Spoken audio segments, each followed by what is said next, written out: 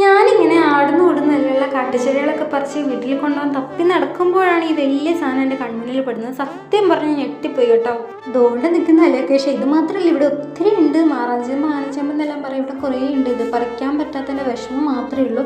പറിച്ചെങ്കിൽ ഇത് കൊണ്ടുപോകാൻ പറ്റില്ല, കാരണം എൻ്റെ കഴിഞ്ഞ് മുഴുപ്പുള്ളത് കൊണ്ട് വണ്ടിയിൽ വെച്ചുകൊണ്ട് വന്നാൽ പാപ്പൻ എന്നെ എറിഞ്ഞു ഓടിക്കും.